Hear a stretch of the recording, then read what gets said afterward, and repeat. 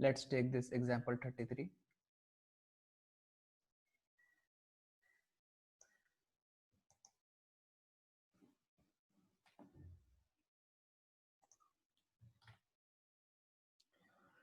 This example 33 says colored balls are distributed in four boxes as shown in the boxes in four boxes as shown in the following table.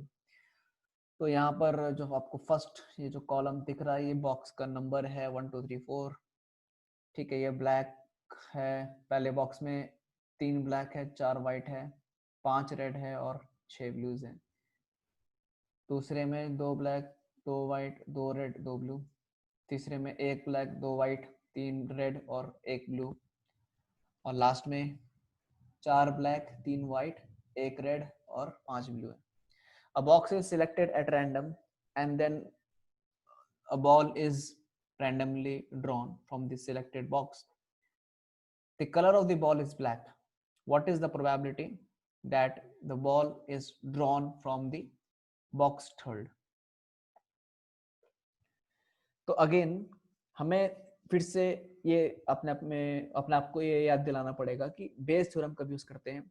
whenever we know what is the outcome and knowing the outcome we are trying to guess the probability of the source, so that time what we use is the Bayes theorem. ठीक है.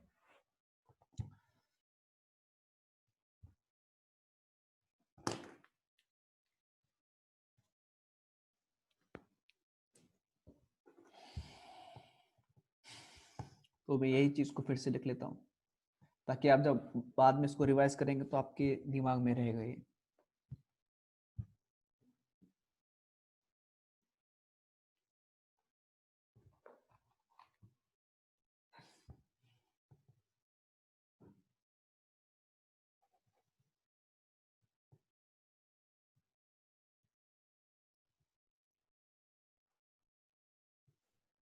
whenever the final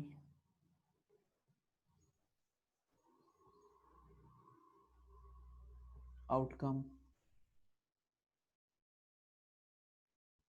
is known,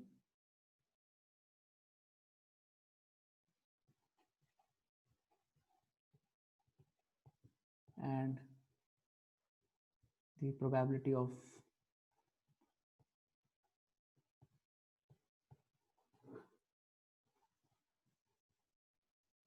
its source is to be calculated.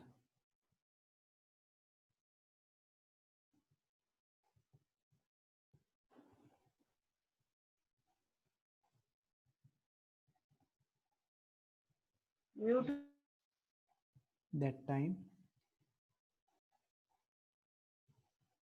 Bayes theorem has to be used.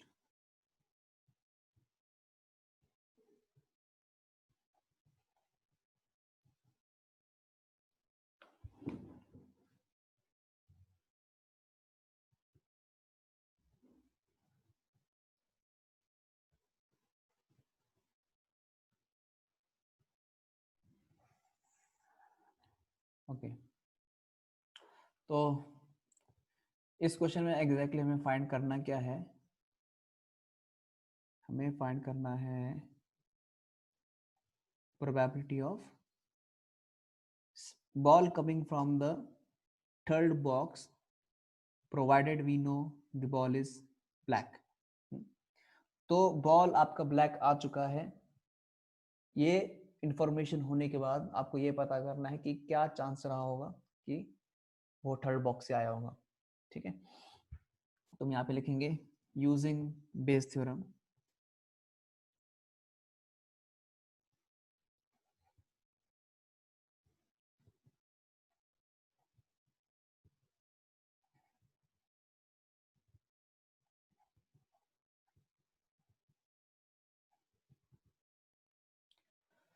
Bayes theorem को अगर हम use करेंगे तो हमारे पास आएगा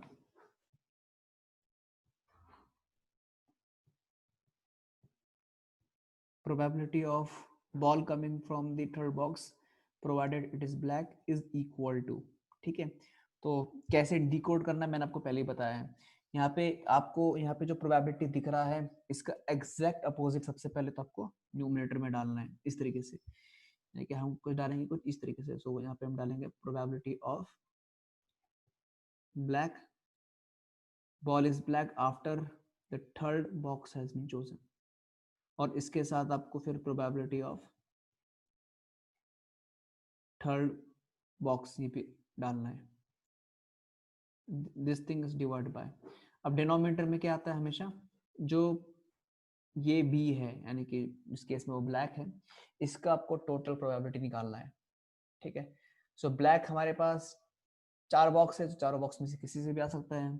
ऐसा हो सकता है कि you have chosen the box number 1, so here you will have probability of 1 into probability of black after first is been chosen plus probability of second box into probability of black after second box was chosen plus probability of third box into probability of black after third was chosen, and likewise probability of fourth into probability of black after fourth was chosen।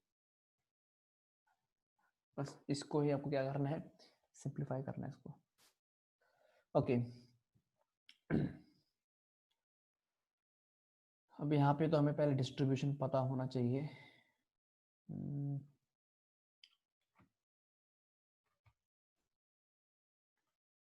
तो distribution के लिए हम इतना जो part है उसको copy कर लेंगे।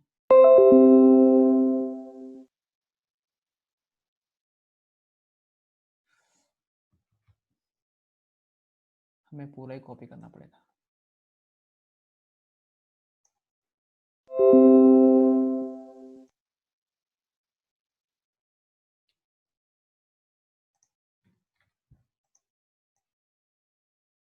ओके तो अभी हमारे पास चारों बॉक्स दिए गए हैं और चारों बॉक्स में क्या क्या अरेंजमेंट है बॉल्स का वो भी हमें यहाँ पे दिया गया है। तो यहाँ पे हम एक और कॉलम बना लेंगे जो कि है लेट अस से टोटल नंबर ऑफ बॉल्स, इस तरीके से total number of balls.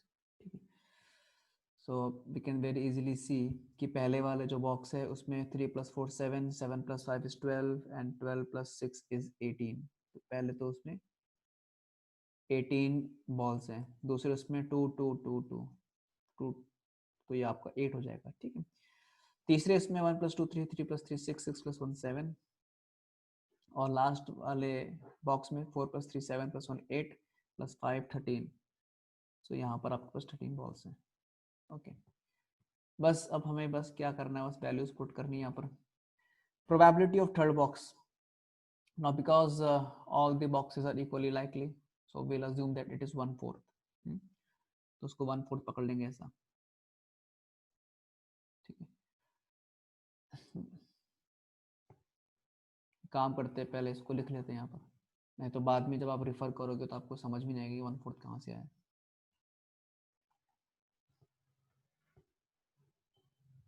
Probability of first is equal to probability of second is equal to probability of third is equal to probability of fourth is equal to 1/4 as all boxes are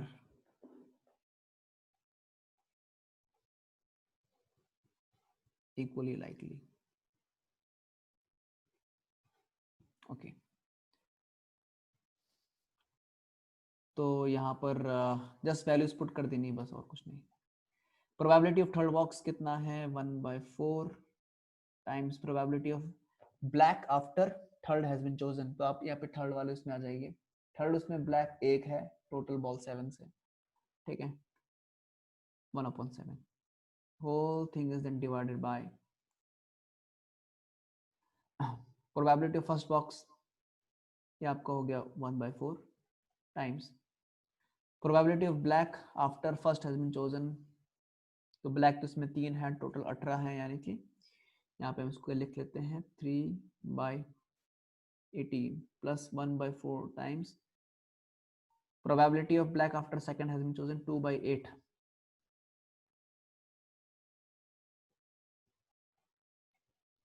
1/4 times this will be 1/7 plus 1/4 times into black after fourth has been chosen. So fourth में आप देख सकते हैं यहाँ पे 4 black balls हैं, total balls fourth में 13 है, तो ये स्ट्रेट फॉरवर्ड 4/13 हो जाएगा इस तरीके से, ठीक है।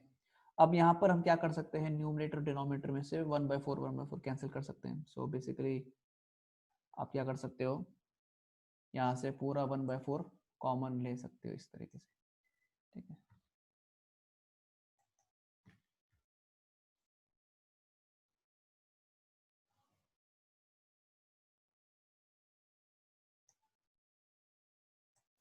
ओके,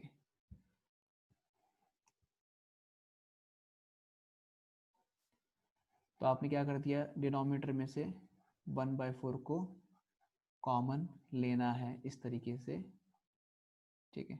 आप जब कॉमन लेंगे इस तरीके से 1/4 इधर आ जाएगा, और फिर ये 1/4 और ये 1/4 आपस में कैंसल आउट हो जाएगा।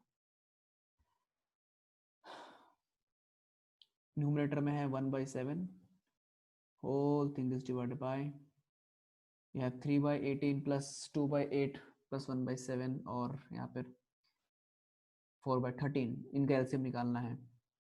तो सिंपल टेक्निक है, देखो सबसे पहले 18 को लिखो प्राइम फैक्टराइजेशन के फॉर्म में, ठीक है। You write 18 using prime factorisation, so it is 2 into 3 into 3, ठीक है। अब 8 को बनाने के लिए 3 टूज चाहिए, एक 2 पहले से प्रेजेंट है, बस खाली 2 टूज को और इंक्लूड करना है। 7 इसमें से किसी से भी नहीं बना सकते, तो 7 को फिर यहाँ पर इस तरह से लिखो। 13 को भी यहाँ पे किसी से भी नहीं बना सकते, तो 13 को पूरा सेपरेटली लिखना पड़ेगा, ठीक है। सो ये जो भी नंबर होगा दैट इज द एलसीएम, ये एलसीएम है आपका ये, ठीक है। अब इसको ऐड भी करना है यहाँ पर, ठीक है। तो 18 टाइम्स कितना, अब अगर आप देखो ये पूरा ना का पूरा नंबर एलसीएम है, जो कि आपका आता है कितना है भाई, दिस इज 1/7 डिवाइडेड बाय, यहाँ से 18 है, 18 2 36, 2 72, 72 times 7 is 504 and 504 into 13, 504 into 13 is 6552, okay. अब 18 इंटू क्या करेंगे हम, तो यहाँ से ये 18 को हटा दो, तो आपके पास क्या बचता है, 2 2 4, 4 into 13 into 7 is 91, 91 into 4, 91 into 4 is 364, and 364 into 3 is 1092, plus 8 into क्या होगा कि आपको ये मिलेगा, तो यहाँ पर आप इस 2 को और ये 2 2s को हटा लो, तो आपके पास क्या बचेगा, 13 7 से 91, 91 into 9 which is 819, 819 into 2 1638 plus 7 into क्या, तो यहाँ पे ये 7 को हटा दो, बाकी सबको मल्टीप्लाई कर लो। सो यहाँ पे आता 2 3 9, 2 3 6, 6 3 18, 18 4 72, and 72 into 13, 72 into 13 is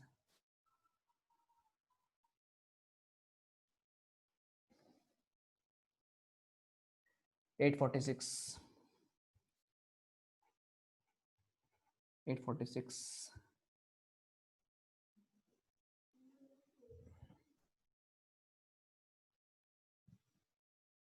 एक मिनट,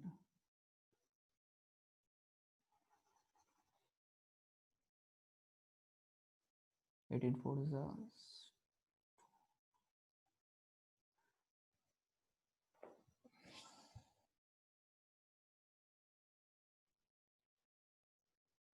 7 836 होगा, सॉरी। फिर 836 को 4 से मल्टीप्लाई करना पड़ेगा।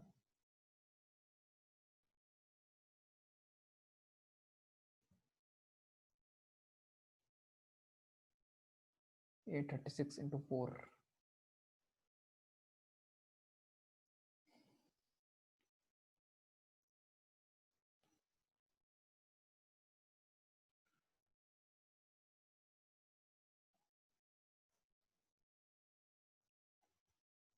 3344।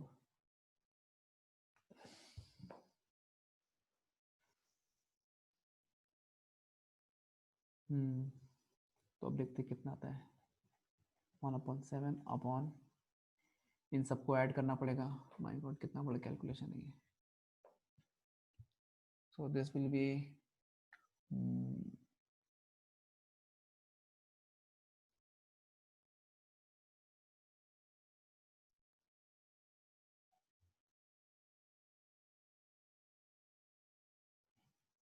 6074 upon 6552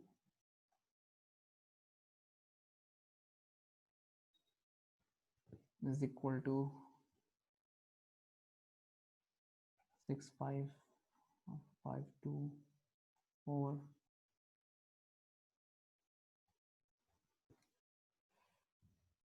this question is interesting क्योंकि ये थोड़ा अलग टाइप का क्वेश्चन है। इसमें प्रोबेबिलिटी आपको दिया हुआ है, इसमें आपको नंबर ऑफ ट्रायल्स फाइंड करने हैं।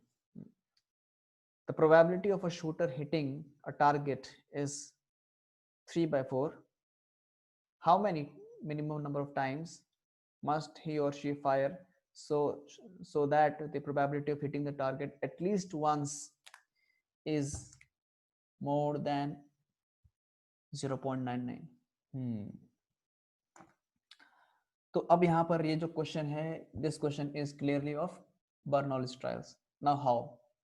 फर्स्ट थिंग यहाँ पे दिया हुआ है कि हिटिंग द टारगेट है और वो हमेशा कांस्टेंट है।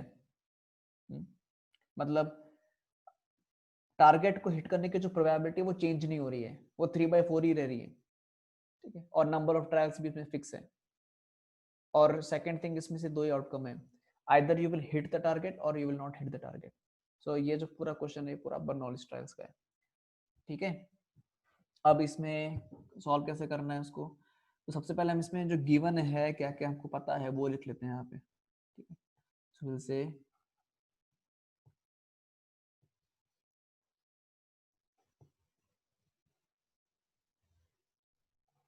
Given P means success, success का जो प्रोबेबिलिटी है वो 3/4 है, और जो फेलियर का होगा ऑब्वियसली